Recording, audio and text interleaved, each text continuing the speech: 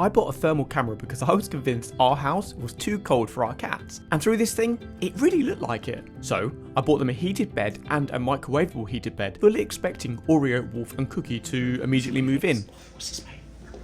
What's that? Except they basically ignored them, so the video I thought I was making kind of fell apart. Really cooling them down. Although that doesn't seem to be concerning Wolf right now. Which, in fairness, is a very normal outcome when your entire plan depends on cats cooperating.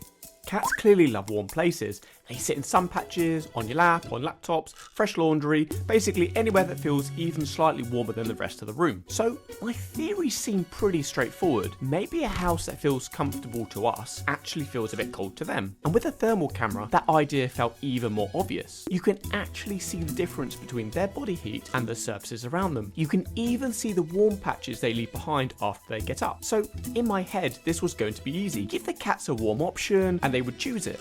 That turned out to be a bit optimistic. The first option was from SnuggleSafe, a microwave heat pad. It's not really a bed by itself, more like a hard heated disc that you'd warm in the microwave and then place under bedding so it keeps a bed warm for hours. What does it feel like?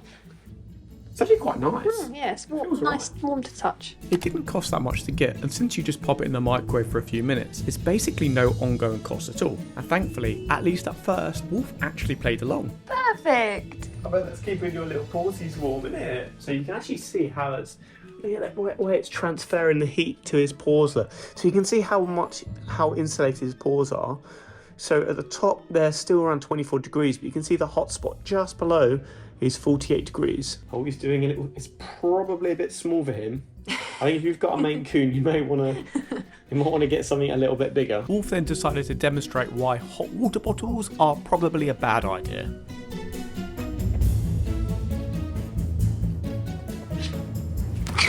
Oh, maybe it thinks it's an animal. Oh, No. it's lovely. Resting your head on it.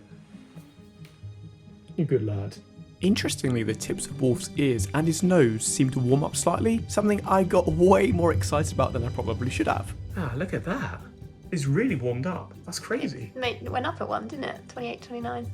Yeah. Well, you can see how warm his nose is. Yeah, so his temperature now is like, isn't it 30 to 38? Their temperature zone is. Yeah. Look at that. Oh, your nose looks beautiful. Doesn't seem so cold anymore, does it? Oh, can I see your nose? What your colour nose is? Is my nose cold? Oh dear. Let's get to the second one.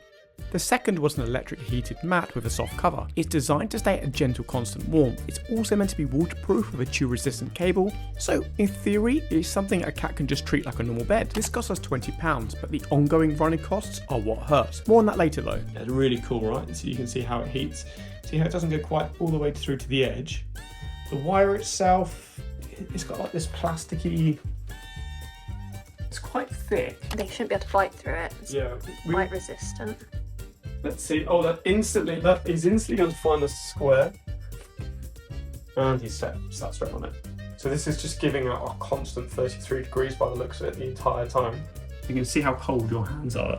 Look at that, that's crazy. Oh my god. But your hands are so much colder. So what are the tips of your fingers? 23 degrees. Like an ice Mine's pop. 31. Oh, look, Wolf grabbed the blanket there. Oh, you can really see how he's got his paws on there. It's probably much warmer. Interestingly, his other paws on the floor. I wonder whether he'll move that in a minute. You can see the difference there. So here, it says 28 degrees.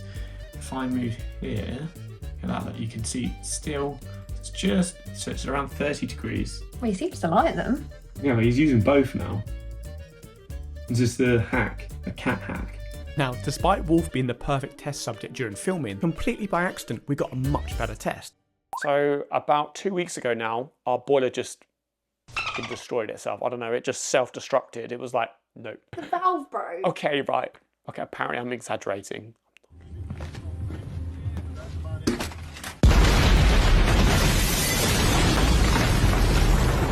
So it took 5 days to get someone out to fix the boiler. Instead of testing these heated beds in a house that was maybe a bit cool for cats, we suddenly had a house sitting around 16 degrees, which is much colder than we'd normally keep it. And that changed things. Oreo and Wolf definitely became much more interested in warmth, just not really from the electric mat. What they mostly did was come and sit on us a lot more. So when the house actually got properly cold, their first choice wasn't necessarily a heated bed, it was the lap, which honestly makes perfect sense. A lap is warm, familiar, soft, and already smells right. Cookie though, she gave us our most encouraging result. Yes, you are. She's a good girl. Oh yeah, dawaj pocykato. Oh yeah. Oh yeah. When I put the heated mat inside her basket under the cushion so it created a warm spot in a place she already liked, she actually did go to it. And that ended up being one of the most useful parts of this entire experiment, because it suggested that the problem wasn't just the product, it was that the heat on its own wasn't enough. It had to be the heat in the right place. So by that point, the pattern was a lot clearer. Warmth clearly mattered. When the house got generally too cold, Oreo and Wolf came to us more, and Cookie used the blanket once it was tucked into a bed she already trusted. But even then, the heated products didn't automatically become the cat's new favourite places, and I think that's the real lesson. The thermal camera showed that warmth matters. Our cat showed that heat doesn't automatically win. A warm object is not the same thing as a chosen spot, because cats aren't choosing the warmest thing available, they're choosing what feels safe, familiar, comfortable and right. That just sometimes happens to also be warm. And in terms of the products themselves, I don't think we found the perfect answer. The electric mat had some real advantages. It gave off a constant heat, it was big enough for the cats, and it wasn't too expensive to buy in the first place. But the downsides are obvious too. It has to stay near a plug, it has an ongoing running cost, and in our case the cats only really seemed more interested when the house was set much colder than we usually have it. The SnuggleSafe pad had almost the opposite strengths. It's cheap to heat, easy to move around, and because there's no cable, it felt simpler and safer to place where the cats already like sitting. But it also came with its own trade-offs. You have to keep reheating it, which turns into a regular chore, and the one we bought was really too small for our cats. So in the end, I don't think either of these was the perfect product. If anything, it made me think that the best setup might be less about finding the hottest bed and more about finding a way to add warmth to a spot where the cat already loves. And then the other side is cats will be cats. We found that even in our house, even when it is warm, they want to go to even warmer spots. Sometimes they want a spot on the floor. Sometimes even when the house is cold, we see them on the stone flooring that's really cold. I honestly have no idea. The cats are just super confusing. I think just giving them a few different options really gives them the choice to manage whether they're cold or not, a little bit like us. The other thing to consider is if you're in a multi-cat household like us, where you've got the super fluffy Maine Coons on one side, and then you have the short-haired British cat on the other side, you might need, those options might even be more important. And I think that really leads us quite nicely to the last learning, which is essentially heat the cat, not your house, especially if you have high energy prices like we do here in the UK. If you found the video useful, don't forget to like and share with another pet parent. It makes a huge difference. Oh, and please consider subscribing. Thank you for watching.